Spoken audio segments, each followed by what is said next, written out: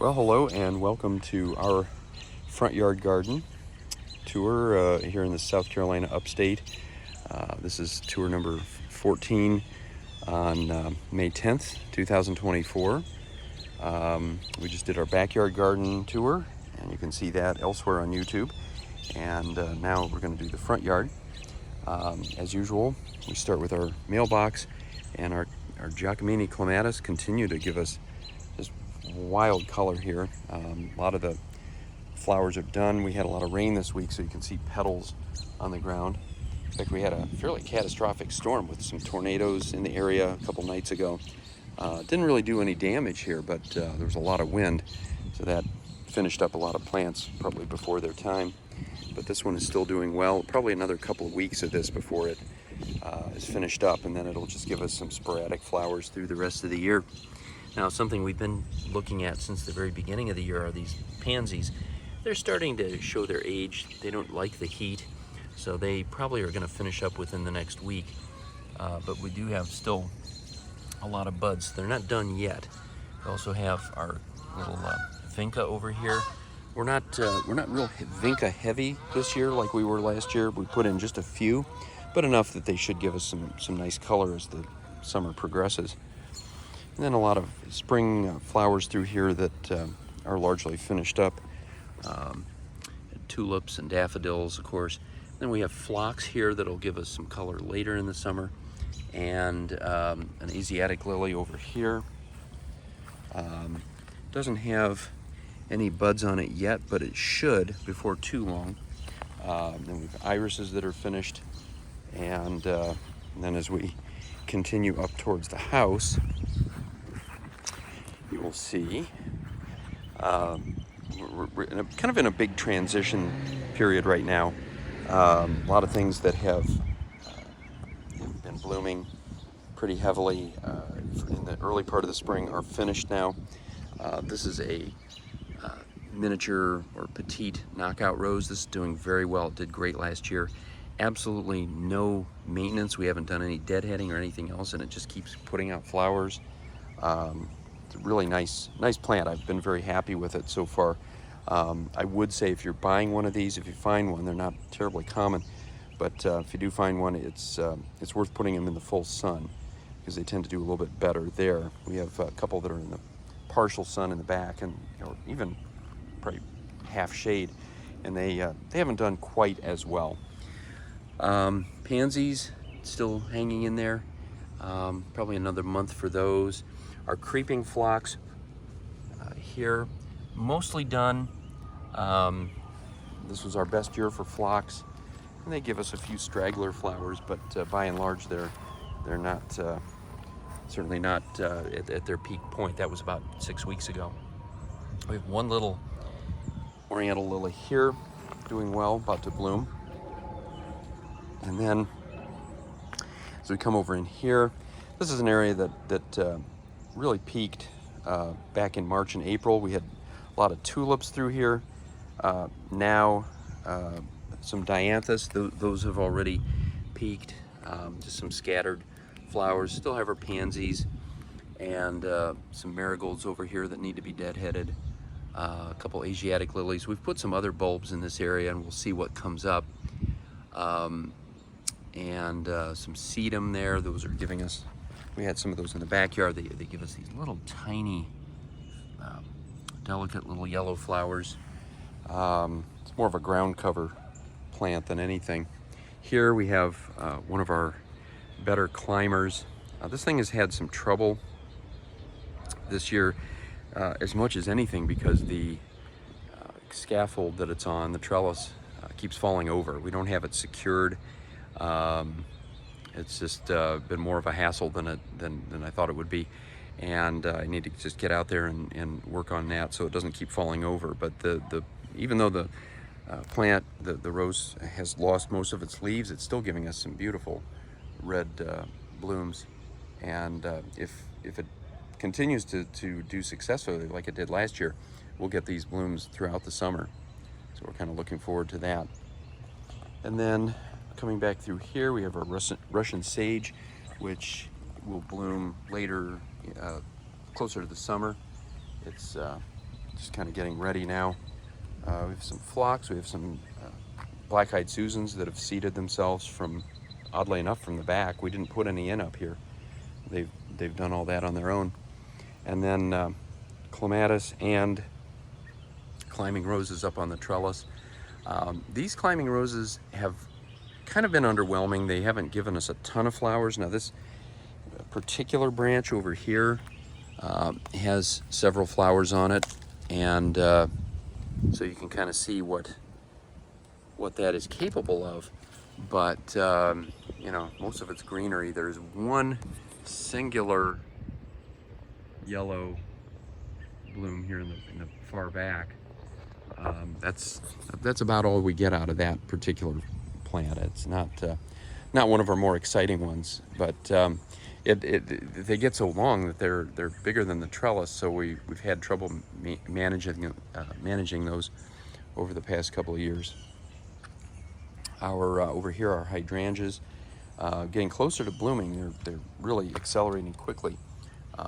They've gone from just the tiny little buds to pretty big buds that are ready to go fully into bloom very quickly. And actually, over here we have a couple that are in bloom.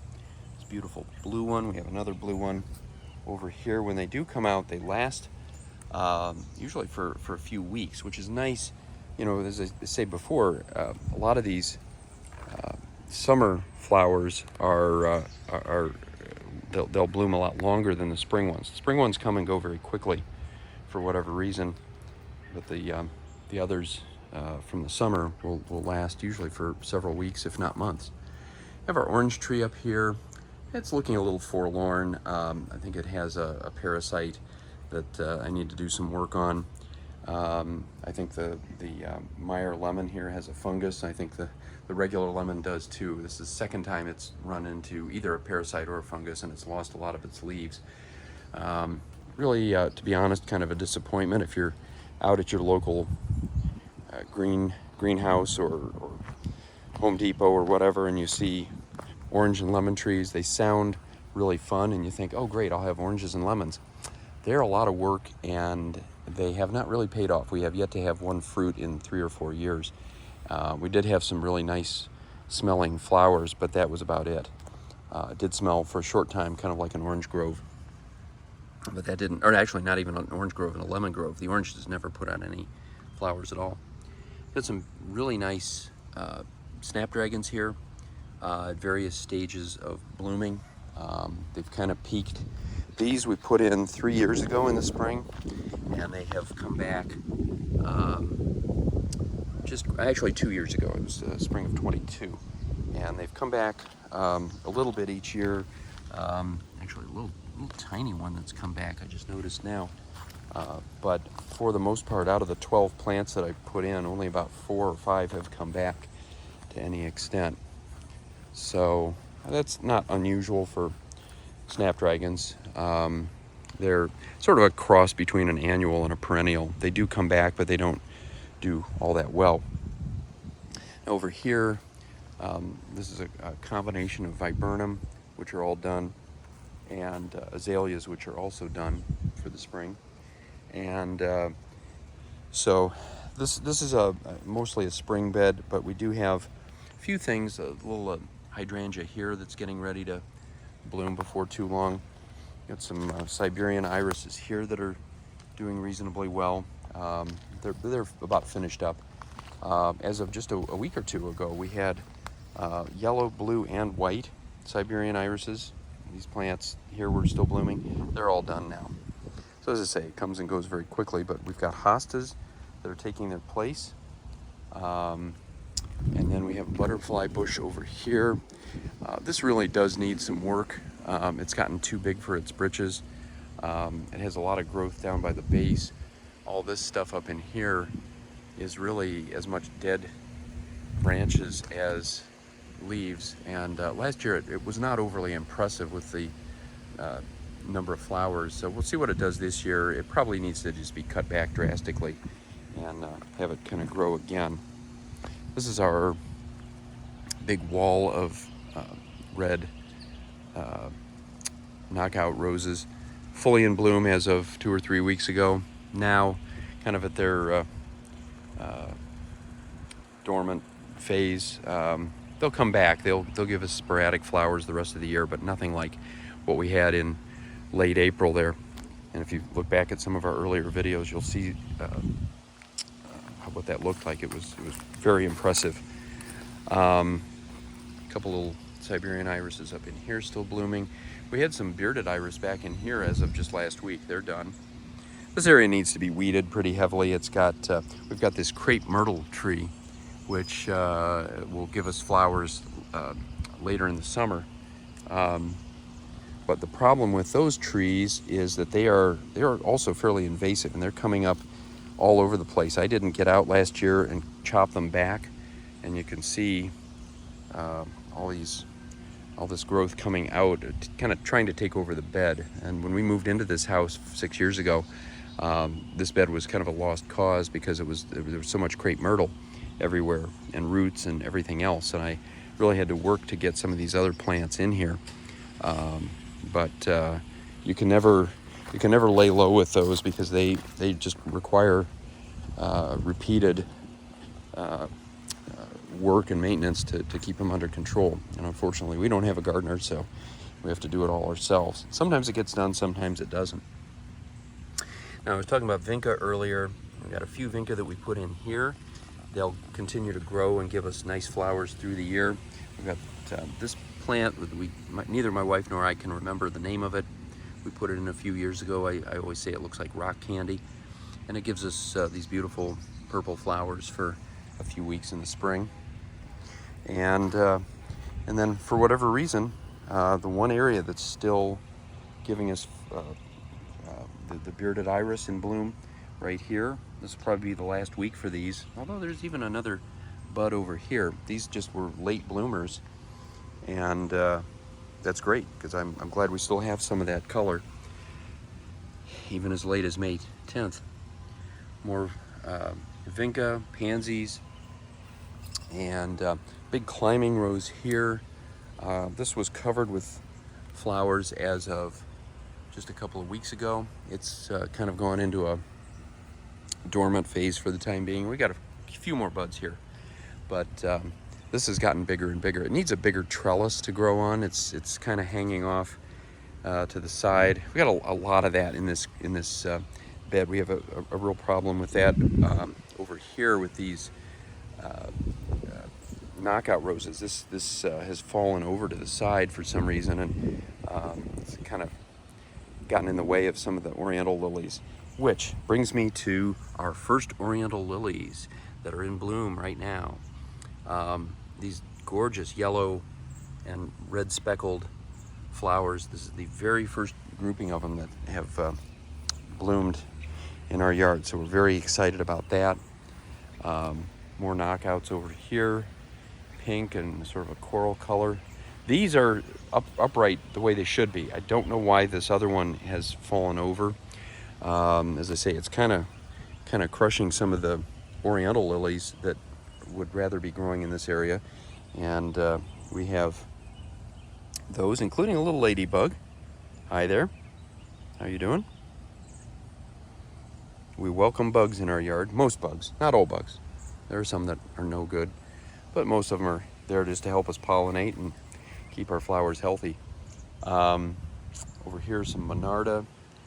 In another month or two, these will start to give us some nice red flowers, but we're not quite there yet. I don't know if I said the daylilies over in this area, they're doing very well. These give us big, ruffled orange blooms when the time comes in another month or two. Some more dianthus here.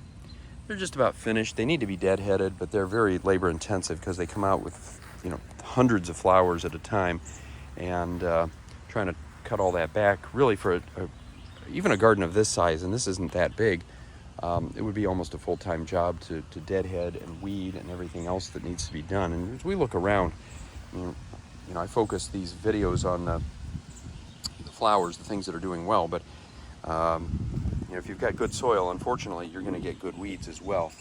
And you can spray with Roundup, but it becomes something that becomes very time consuming after a while. And after a while, you just sort of give up on it a little bit. But regardless, it doesn't take away from the blooms that we do see, and those are all doing very, very well. And so that brings us back to where we started, and we will call it a day. So hope it's sunny wherever you are, and until next time, happy gardening.